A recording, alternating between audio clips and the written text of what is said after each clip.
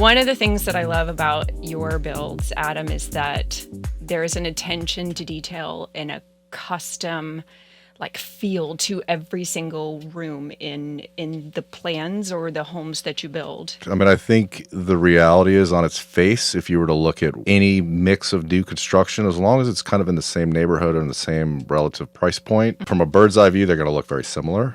The finishes tend to look similar. It's the quality of the materials that are different and that custom element that I think really kind of sets it off. It says, hey, there's more to this sheetrock and 2x4s. I agree. I actually have 2 more of your townhomes available on the market right now in Grand Park. And the thing that everybody says to me when they leave feedback on your listings is, wow, this doesn't feel like a townhome. It feels like a custom built single family house. People are noticing that in the Atlanta market. How do you start? Asking your agent to find you a piece of land, or do you start by falling in love with the house plan? Typically, the lot dictates the house. Form follows function. It's the same thing. Not all lots are 150 by 50 feet wide. Not all of them are flat. Some of them have a massive amount of trees in them. Some of them have sewer lines that run through them or next to them. There are an endless supply of reasons why a particular house plan won't fit on that lot. So it's a good idea not to fall in love with an exact particular house, but you can have an idea of what you want. Yep. If you were looking to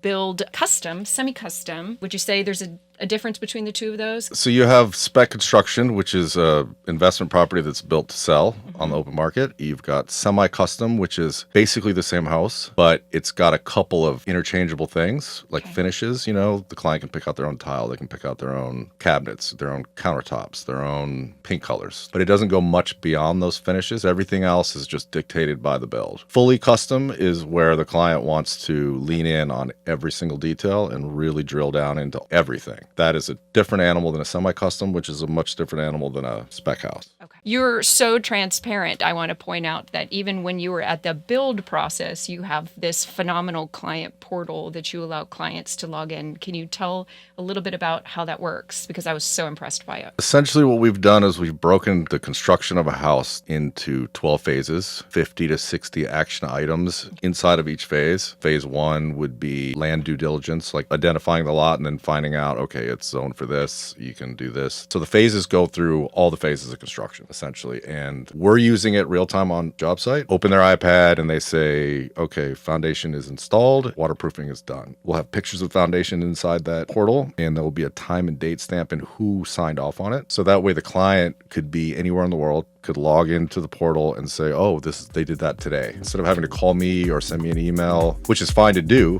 it's not a question of not communicating. It's a question of just trying to be as transparent and simple about the communication as possible.